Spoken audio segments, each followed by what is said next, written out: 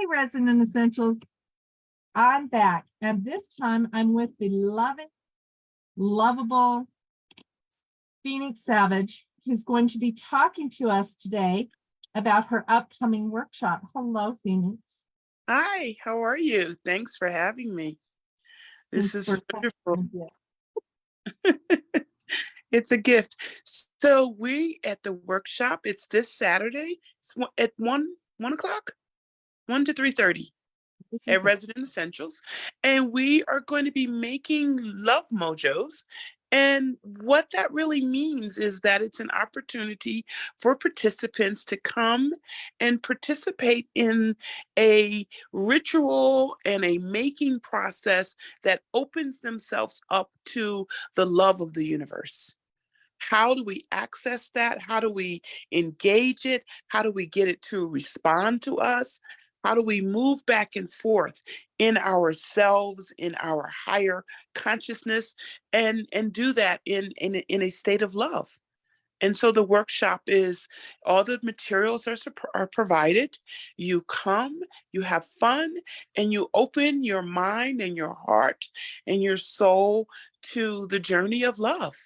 And we're going to invoke that energy, that earth energy of love into our lives, and learn how to I would say manifest it and manifest it in different forms. People like love in different manners.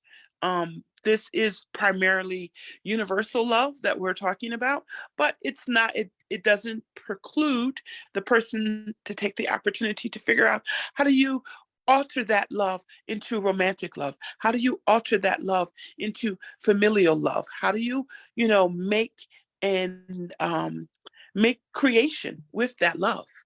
And that's what the workshop is going to do.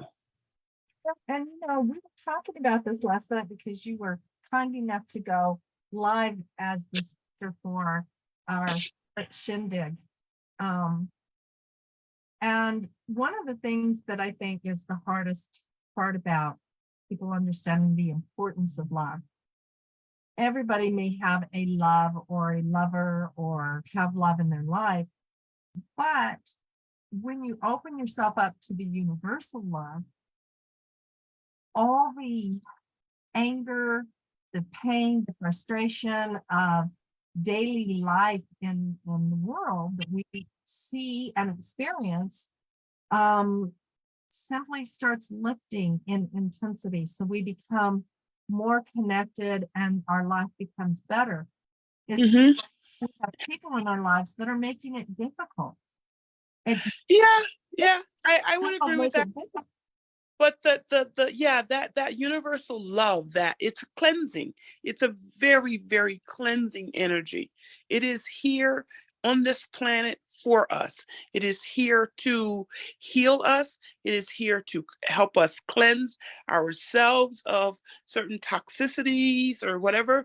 But as you surround yourself more and more with that love, as you figure out how to dance with that love, those people who are annoying, they go away.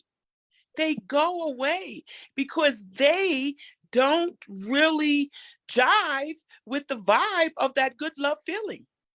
And they don't know how to react to it. So you don't have to worry about, oh, is so and so going to stick around? If they can't jive with your good love feeling, they're going to just disappear.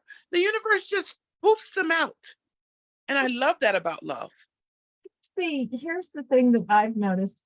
Because I do a lot of spiritual counseling, and everybody thinks that they are correct on their side, and they don't realize it's not a competition. Having No. on the wrong side, everybody's right because they're right for where they are at that moment. So this is more about bringing in, correct me if I'm wrong, bringing in the energy of the love that you are resonating to.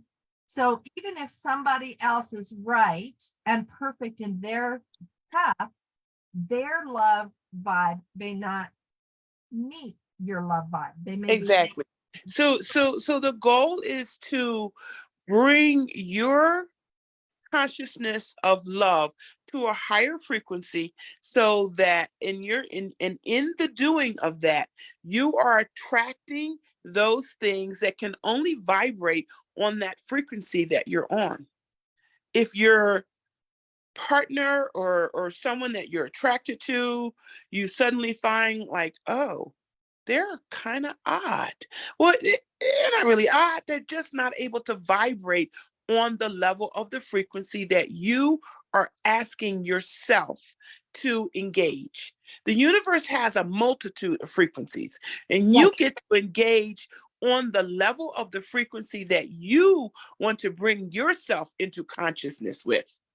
And that may not work for everybody. And you'll begin to meet those people at the level where you are.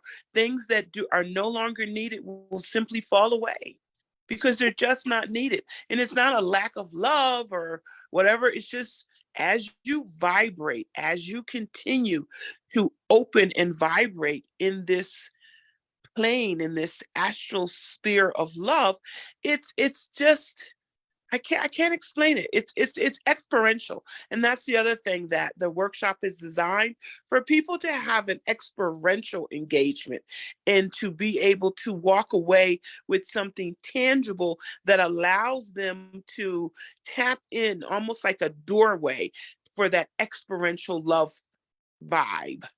Well, and I'm taking the workshop. Thank you. Yeah, no, Me thank too. you. Thank you. Because in fairness, there is one of the things that I think people get confused about is that I don't get confused, but there's a lot of things that go on at Resonant Essentials that I'm delighted to participate in. I would Mhm. afford to participate in all of them, but I do get to experience much of it. And the best thing about what I'm seeing with this workshop is the fact that this is about coming into a higher consciousness knowing where people, the way I looked at it is somebody told me one time, well, I'm just going to basically wake up and I'll be in 4D. And I'm like, well, would you think that this is just you open the door and you're in another dimension? I said, it's more about an energetic shift in consciousness. And the people who are not on the same wavelength as you will not, they'll just be passing you by like you won't even recognize each other, you know? But when you're over here overthinking the fact that you're in such high consciousness, and you're telling me this, that tells me that the ego's involved and you're really not as high consciousness. So you need to bring that love in. And so that love, the universal love, helps elevate us in consciousness purely and divinely in ways that the hardest work, it does away with our ego when we do it right. That's why If you do it right, yes, I yeah, agree. There is no ego, but at the same time, I don't think I'm not a proponent that one can be completely divorced of their ego. I right. think that there's always going to be ego, and I think that the answer to that is to because you have consciousness and because you're seeking to be more elevated in your consciousness, that in spite of the ego, you have the opportunity within yourself to assess and answer questions for yourself in terms of whether something is best for you, whether this is just, is it just an ego thing or is it, something different? And I sort of lost my thought there, but my point is that your ego is always going to be present, and it's a dialogue that you're always having with yourself about it and keeping it in balance and keeping it in the realm. If your goal and objective is to consistently go deeper and deeper and deeper into, some people think you're going into higher planes. To me, you're going deeper and deeper into the center of the universe. It's not, I don't know. You can go up, you can go down, whatever. But for me, I'm going center, I'm going direct, and I'm going into the center of the universe. And Well, within the center of the universe is the purity of the universe for me. but I think there's good use of ego and there's bad use of ego. Yeah. And with love, if you get tied into, I have had my heart chakra wide open throughout my life at various times, and life circumstances is shut down and opened up. And what I have found is that when I'm engaged in that heartfelt love, that unconditional love, there's a peace that belongs there that my ego then can be expressed in a way that is not detrimental to others and it's not detrimental to me. Yeah. You want It will be a to, tool. yeah, you want to have a sweet ego. You want love to coat your ego. Absolutely. That's how I see it. You I want love, and so you have to learn how to invoke love, how to invite love, how to dance with love, how to be present with it so that it's present with you, and that it's a I don't the dichotomy of good and bad, but you want the sweetness of life. You want the sweetness of love. And that's the what honey we're trap. gonna do. That's I what we're came gonna home work. last night and I ate honey. Yes, did you now? I do it every day. I Every day. I I was come reminded on. Yeah. it was by you. Honey is a natural force of good. So Mhm. I came home, took a spoonful of honey. Exactly. Yeah. Just, take a little dip of honey and it's amazing. It helps your face, brightens up your life. It's great. Feel like I might be a There's promoter for the any, honey industry. let me see if there's any questions on here. There's Brother Francis. Good morning, Michelle and Phoenix. Good morning, Brother Francis. Good morning, Brother Francis. Thank you for watching. Yes. I want everybody to know, so we're going to leave this sit here and let it spin and I'll send it out. But I'm really excited for the workshop this weekend.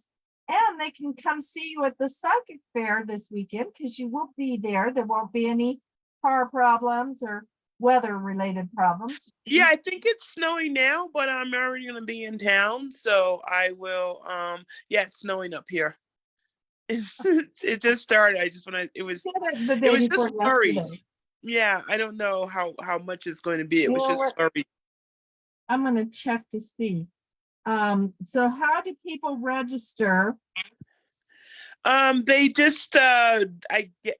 How did the other person register? Did they contact the They center? contacted me. But they can just send an email to me at phoenixsavage@gmail. So that's PhoenixSavage, all one word, at gmail.com, and register. And it's going to be in Albuquerque on this Saturday from 1 to 3:30. And just come knowing that your heart will be opened. I'm excited.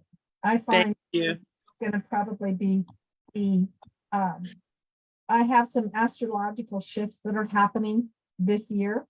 So I want to, they're all positive changes. It's been 15 years of drudgery. I was very pleased with Johanna telling me when she did my solar return in July. She says, Michelle, this is the first year I'm not going, oh God, I have to tell her something bad. So I was very excited, and I'm doing everything to take advantage of these openings in your workshop. Exactly. If you are a Cancer, a Capricorn, an Aries, or a Libra, this will be a really good workshop for you to take because Pluto is leaving Capricorn and it's moving into Aquarius. And with that advent, people who are Cancer, Capricorn, Aries, and Libra, they get to get out of that 15 years of walking kind of through cementy sludge. Oh, how wonderful. So So yes, so this would be a great time to this is my celebration. activate that shift. Yes. Yes. So this is my celebration of that. And I highly suggest people who may be a fixed sign to come in and take this workshop, because you're going to need all the love you can to get through the 15 years of walking through cementy sludge. Very good. Well, wonderful. Well, I look forward to seeing everyone, and thank you for having me and doing this live to further inform the masses that this is available, because that's the reality. Love is available. Love is attainable. Love is the universe. It's there. It is indeed, and I'm excited. So thank you. Well, I will see you Saturday. Yes, Absolutely. darling. Thank you. Love you. And I'll see you Saturday. Sounds good. All right. Bye-bye. Bye for now.